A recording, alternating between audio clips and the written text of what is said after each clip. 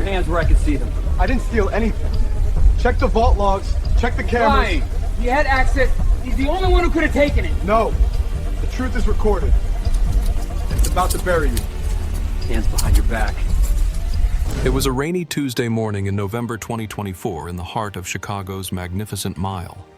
The showroom of Vance & Co. luxury timepieces was a sanctuary of silence marble and ticking gears. It was a place where captains of industry and visiting royalty came to spend more on a wristwatch than most families spent on a house. Standing in the center of this opulent room, surrounded by glass cases filled with gold and platinum, was Elias Thorne. Elias was 52 years old, a black man of impeccable grooming and quiet dignity. He wore a tailored suit, white gloves folded in his pocket, and a jeweler's loop around his neck. He was not a thief. He was a master watchmaker trained in Switzerland with 30 years of experience restoring vintage complications. But at this moment, none of his credentials mattered.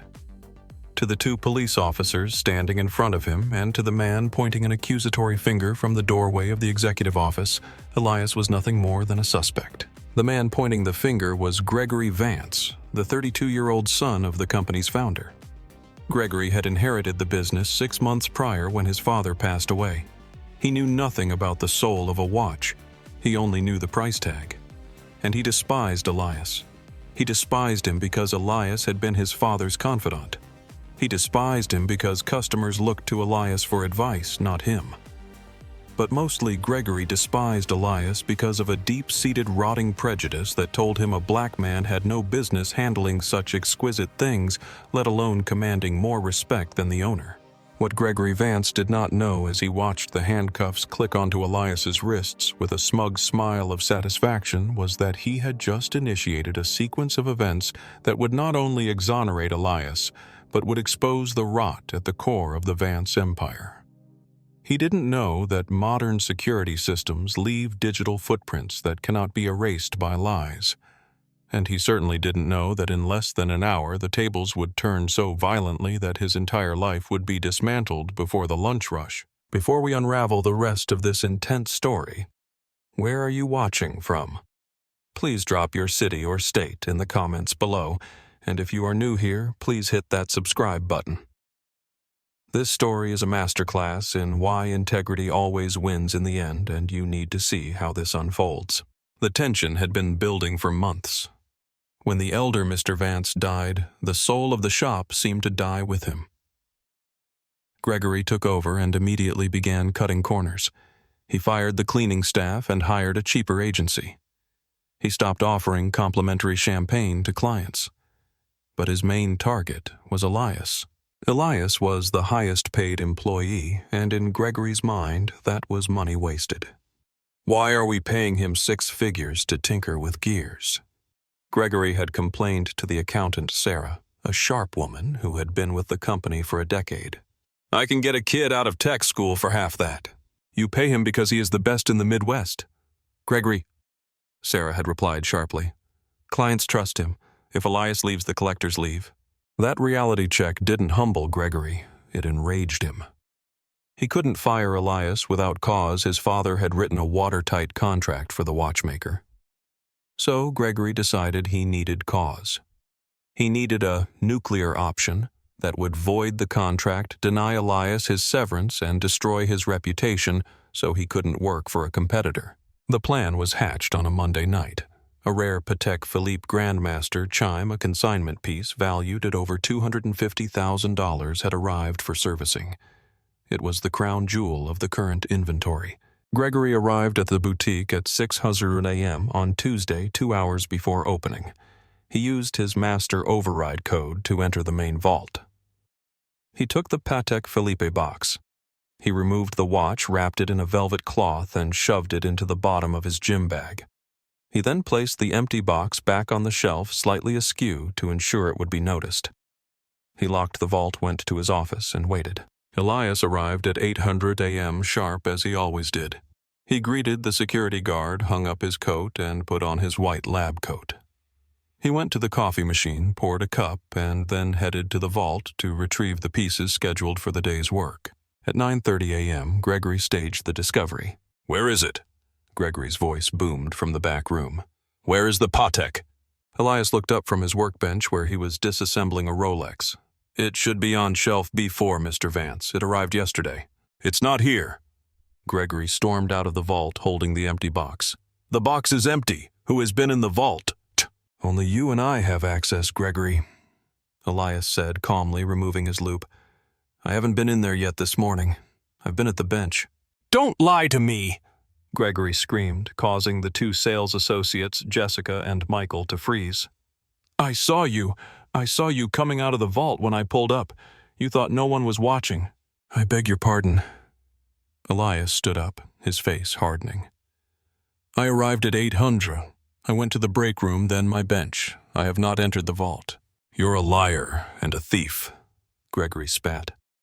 "My father might have been blind to what you are, but I see you. I'm calling the police."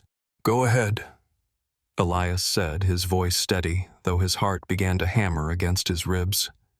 He knew what this was. He had seen the way Gregory looked at him for months. This wasn't about a watch. This was a lynching by other means. Gregory dialed 911. He put on a performance worthy of an award. He told the dispatcher that he had walked in on an employee stealing a $250,000 asset.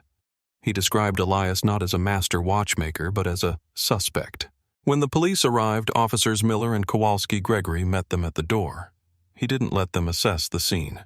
He shaped their narrative immediately. "He's in the back," Gregory told them, breathless. "Elias Thorne. He's been stealing from us for years, I suspect, but today I caught him. The Patek is gone. He's the only other one with a key." The officers walked to the back. They saw a middle-aged black man in a lab coat. They saw the angry, wealthy white owner. They did the math that society had taught them to do. "Mr. Thorne," Officer Miller asked. "Yes, officer." "We need you to step away from the tools." "I understand," Elias said. He moved slowly. He knew that any sudden movement in this situation could be fatal. "I want to state clearly that I have not stolen anything. I welcome a search of my person and my workspace." "We'll get to that," Officer Kowalski said. "Turn around." Elias was handcuffed. The shame was a physical weight heavier than the chains. Jessica, the salesgirl, was crying softly in the corner. She knew Elias. She knew he was a good man. "You're making a mistake," Elias said again as they marched him toward the front door. "Please check the cameras." "The cameras are down," Gregory interjected quickly. "We had a power surge last night. Convenient, isn't it? He probably disabled them himself." That was the line that caught Sarah's ear. Sarah, the accountant, had been sitting in her glass-walled office watching the scene unfold in horror. She knew Gregory was incompetent, but she didn't think he was evil. But when he said the cameras were down, she frowned. She had just checked the server status 5 minutes ago because the internet was slow. The server was up. The cameras were recording. Sarah didn't say anything immediately. She waited until the officers were about to take Elias out the door. She knew that if she spoke up now without proof, Gregory would fire her and bury the evidence. She needed to be smart. She needed to be certain. "Wait," Sarah called out, stepping out of her office. "Officer, before you take him, we need to secure the premises for the insurance claim. Standard procedure." Officer Miller paused. "Make it quick, ma'am." Sarah looked at Gregory. "Gregory, if we're claiming a theft of this magnitude, the insurance adjusters will need the server logs. I need to lock down the security room so no data is corrupted." Gregory looked nervous. "The cameras are down, Sarah. I checked." "Even if the cameras are down, the keycard logs on the vault door run on a separate battery backup," Sarah said, her voice icy calm. "Those logs are immutable. They will show exactly whose keycard opened the door and at what time. If Elias took the watch, his card will be on the log." Gregory's face went pale. He had forgotten about the electronic keycard log. He had used his own card, assuming he could just blame Elias and the lack of video would cover him. But the door log, that was a digital fingerprint. "We don't need to do that now," Gregory snapped. "Just take him to the station. We'll pull the logs later." "Actually," Officer Miller said, sensing the shift in the room. He had been a cop for 15 years. He knew the smell of nervous sweat, and Gregory Vance was reeking of it. "If there's a digital log that can prove who entered the vault, we should look at it right now. It establishes probable cause. I don't have the password to the system, Gregory lied. I do, Sarah said. It's part of my audit responsibilities. She walked to the security computer behind the main counter. Gregory made a move to stop her, but Officer Kowalski stepped in his path. Let her work, sir, Kowalski said. Sarah typed in her credentials. She pulled up the facility access log. She projected it onto the large client display screen on the wall so everyone could see. Okay, Sarah said, pointing at the screen. Here is the log for today, Tuesday, November 14th. The screen showed a list of timestamps. It's 06:12 a.m. Front door entry. ID Gregory Vance. 06:15 a.m.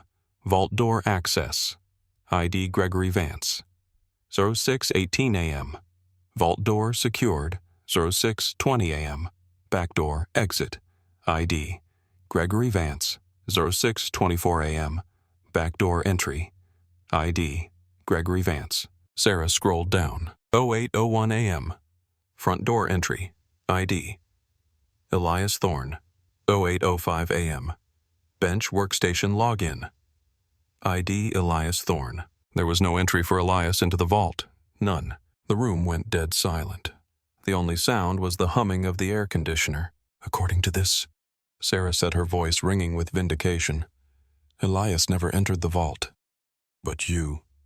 Gregory entered the vault at 6:15 this morning, and then you went out the back door for 4 minutes. Why? Gregory was sweating profusely now. It must be a glitch. The system is old. And the cameras? Sarah asked. You said they were down. She clicked another tab. A mosaic of live video feeds popped up. They look working to me, Sarah said.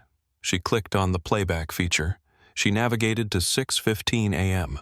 The video played in high definition. It showed Gregory entering the vault. It showed him taking the Patek Philippe. It showed him stuffing it into his gym bag. It showed him rearranging the empty box. Officer Miller looked at the screen. He looked at Elias standing in handcuffs with his head held high. He looked at Gregory, who was now trembling, looking for an exit that didn't exist. Uncuff him, Miller said to his partner. His voice was low and angry. Right now. Officer Kowalski unlocked the cuffs. Elias rubbed his wrists. He didn't say a word. He just looked at Gregory. The look wasn't one of anger. It was one of profound disappointment. Officer Miller turned to Gregory. Mr. Vance, you stated on the 911 call that you witnessed Mr. Thorne stealing the watch. I assumed, Gregory stammered. You said you witnessed it, Miller corrected. That is filing a false police report. And based on this video, we are also looking at grand larceny and insurance fraud. It's my watch, Gregory shrieked. I own the store, you can't steal from yourself. Actually, Sarah interjected again. The Patek is a consignment piece. It belongs to Mr. Sterling, the client. Until it is sold, it is the property of the client. Taking it is theft. Where is the watch, Mr. Vance?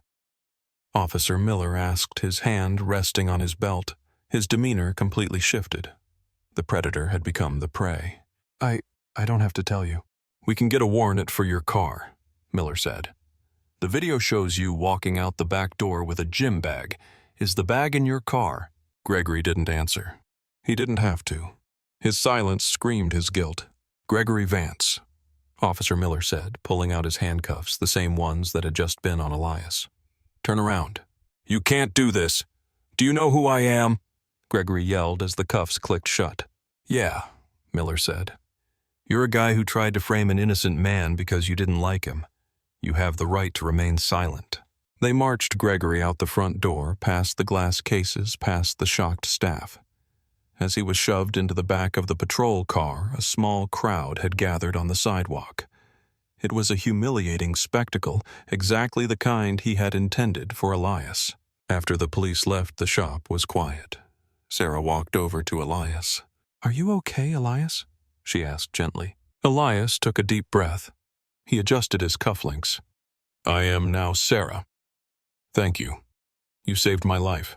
I just read the numbers. Sarah smiled. Numbers don't lie. People do. The fallout was swift. Gregory Vance was charged with grand larceny, filing a false police report, and attempted fraud. Because the victim of the theft, the client, was a powerful individual, the district attorney did not go easy on him. Gregory was eventually sentenced to 3 years in prison. The business tainted by the scandal was put into receivership. But the story didn't end there. The client, Mr. Sterling, heard what had happened. He heard how Elias had conducted himself with dignity. He heard how Sarah had protected the integrity of the firm. Mr. Sterling was an investor with deep pockets and an appreciation for character. He bought the company. 2 months later, the sign on the door changed. It no longer read Vance & Co. It read Thorne & Associates. Mr. Sterling installed Elias as the CEO and managing partner. He gave him 20% equity in the business. He promoted Sarah to Chief Financial Officer. Elias Thorne, the man who had been handcuffed in the middle of the showroom, was now the man running it. He instituted new policies immediately. He hired a diverse staff. He created a mentorship program for young watchmakers from underprivileged backgrounds.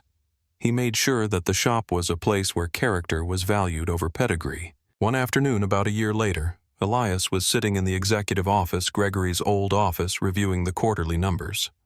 The business was more profitable than it had ever been.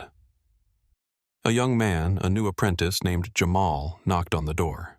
"Mr. Thorne," Jamal asked, "I'm having trouble with the hairspring on this Omega. Could you take a look?" Elias smiled.